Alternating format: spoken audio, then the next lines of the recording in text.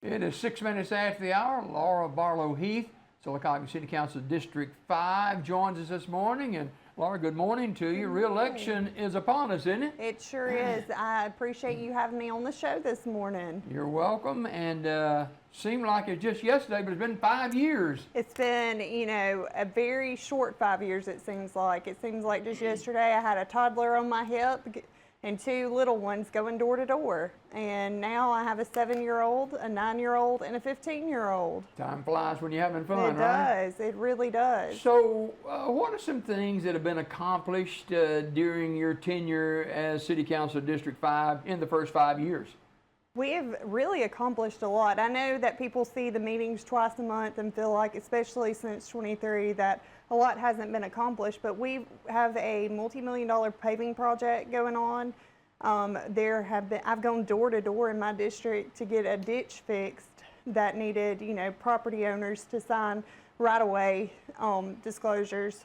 I have worked on infrastructure issues in District 5. I've worked just really hard for the people to get things done.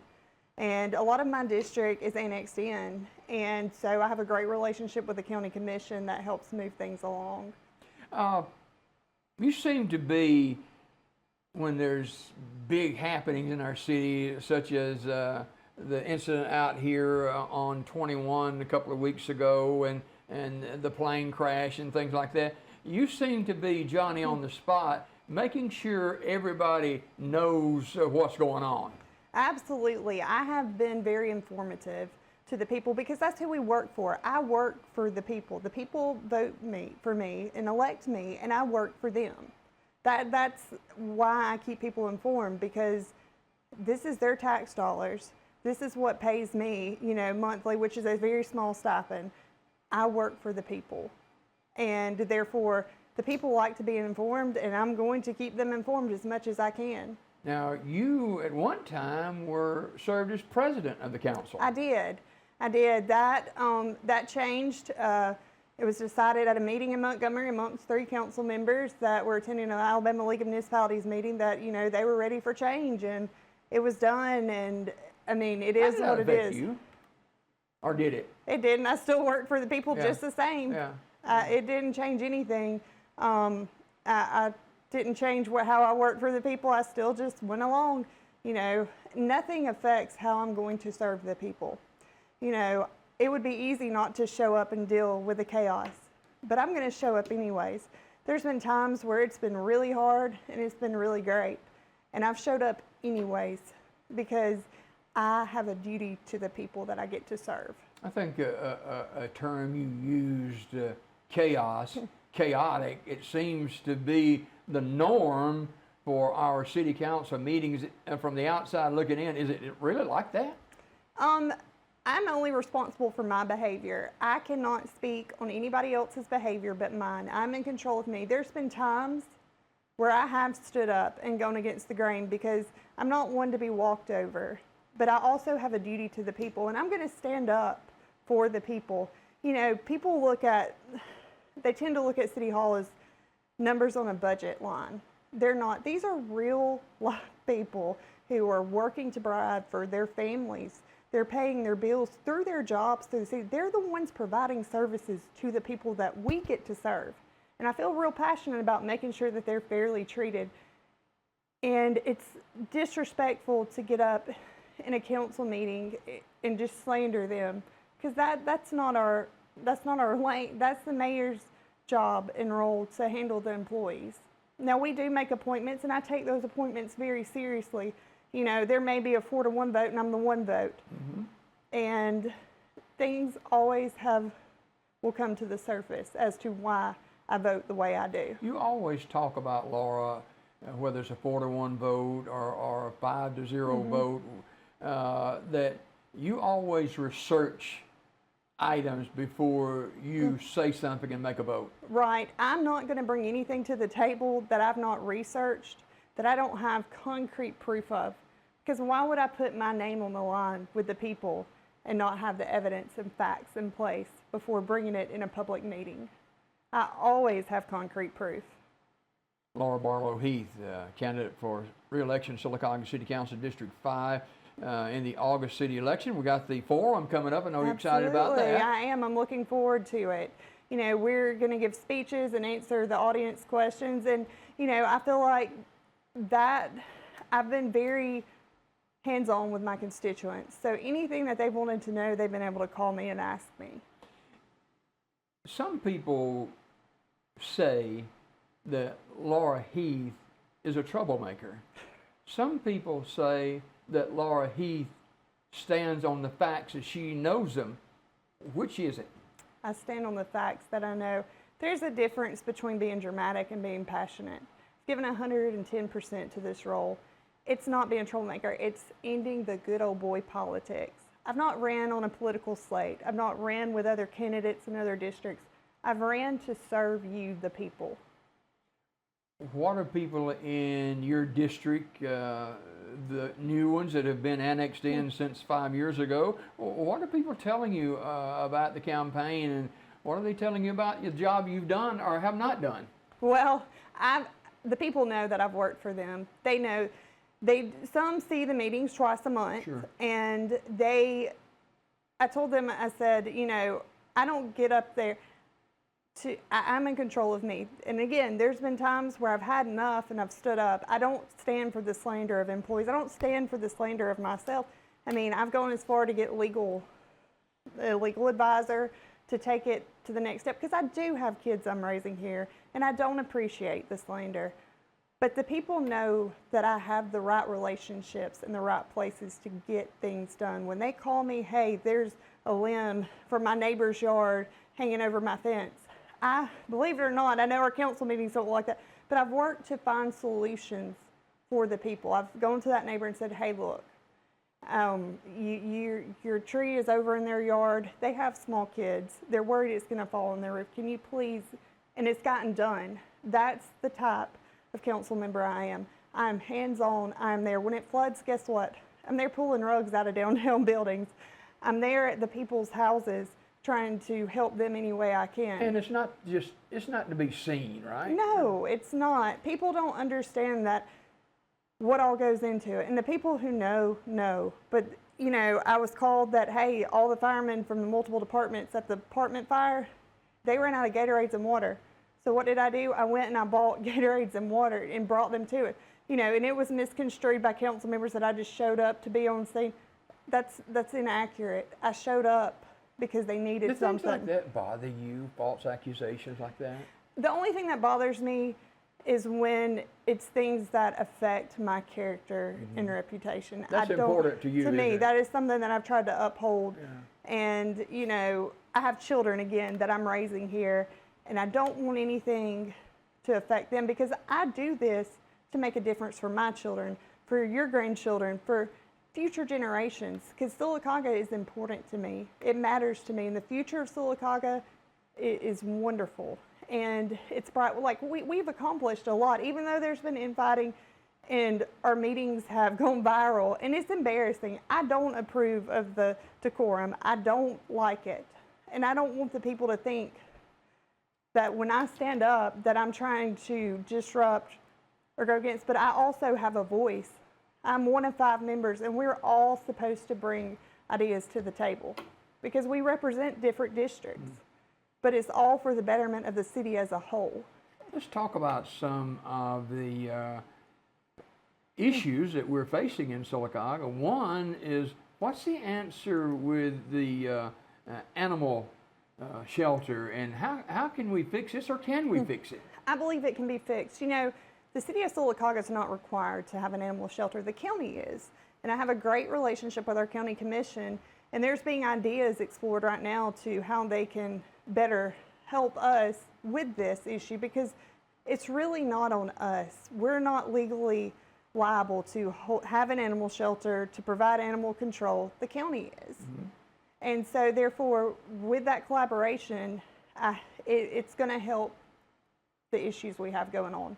Just like when there was issues between the jail administration and police, I called a meeting with our judge, with our sheriff, with our jail administrator, and got it all worked out, and now everybody has a great relationship. That is something that I've done in the background. It's more than showing up twice a month. It's more than smiling in photos and photo ops. It's getting things done for the betterment of the community as a whole. And if I can have those right relationships in the right places to get it done, I'm going to do it.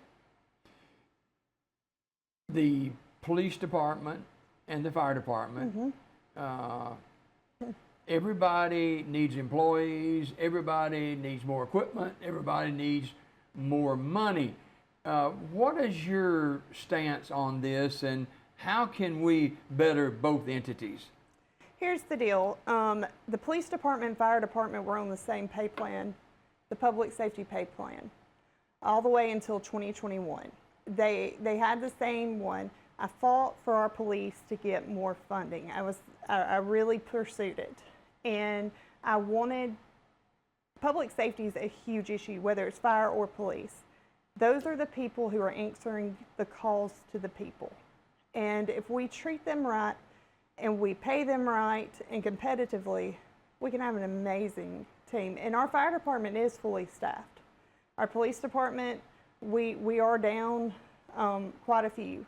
And it looks like we're going to be down even more soon. So, you know, you got to fix morale. You can throw money at the problem, but you also got to look for deeper rooted issues to see if you can fix those. So, if you are reelected in August to a second term in District 5, how do we fix the ongoing chaos at City Hall? And I'm not saying anything out of line here. It's in the public eye. And it is embarrassing. I'm embarrassed, and that's why I stay on my island. I don't want to be associated with it.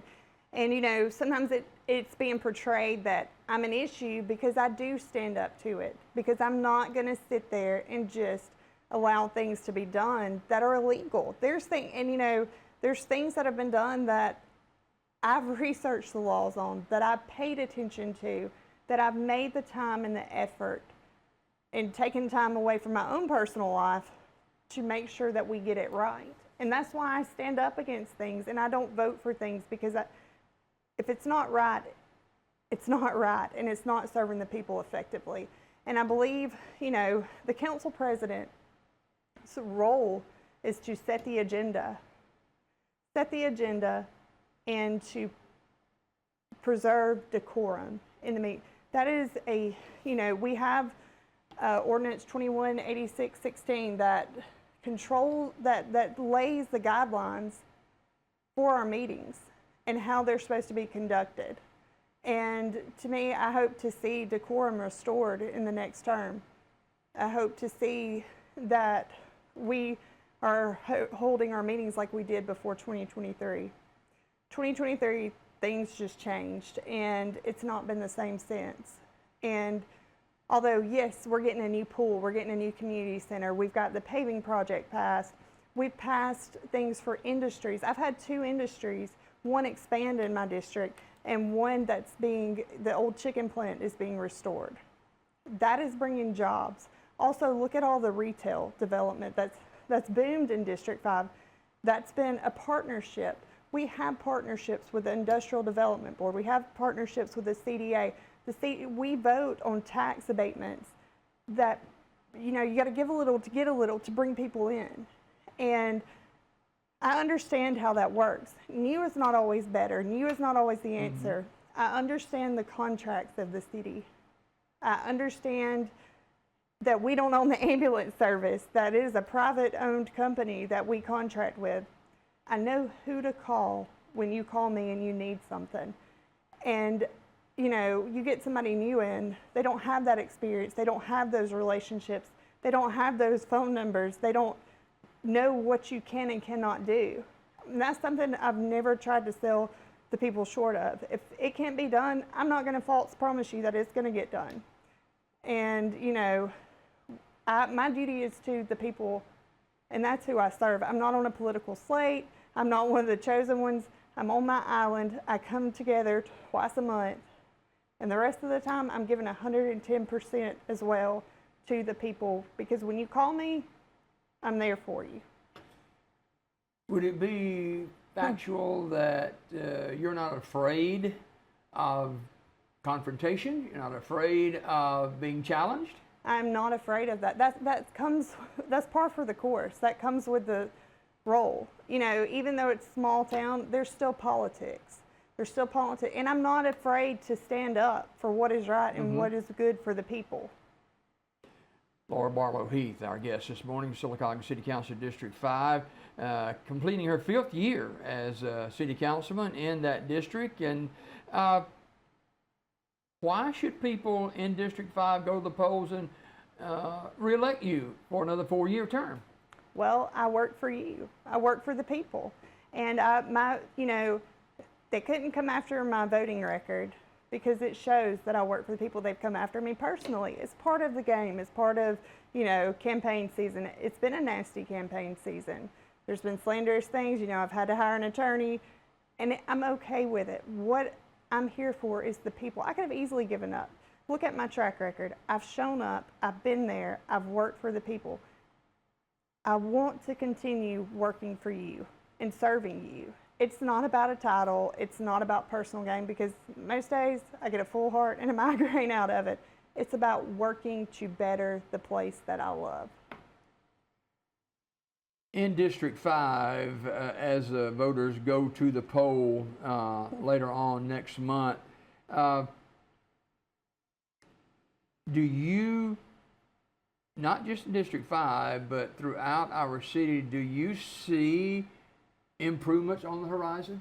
I do, and I'm grateful to see those on the horizon. And the people know that I work for them, and I feel very positive about the election from what I'm hearing from the voters. Signs don't win votes, and of course there's people who are opposed, and that's fine. That's the beauty of democracy. Democracy gives you that right to go to that poll and make that vote. So in closing this morning, and a lot of people have asked me this question, why, you talked about 3 years ago the council worked together and seemed to get things going the right direction, but something happened. What has happened, and how can we fix it? We have to put aside personal feelings, and that is something that I have shown the people, that I can put aside any personal feelings and show up for them regardless. There was a change in leadership at City Hall, and everything changed from that point on. And I believe that it can be restored. It can be. It's not the council versus everybody. We all have to work together there's now been kind of cliques and stuff, and that's why I just remain independent. I'm here for the people. I do make a point to get to know the employees at City Hall. I do, because I feel like if I'm making decisions for the people with the taxpayers' money, I need to know what I'm voting on. I can't just go and blindly vote on things. I've done ride-alongs with the police, ride-alongs with the fire. I've gone to a bridge that the street department was working on and watched them work tirelessly for the betterment of our citizens. And I'm a very hands-on leader. And I have that experience. I have the knowledge, and if I don't know, I'm going to research it to help the people, because I'm here to work for the people.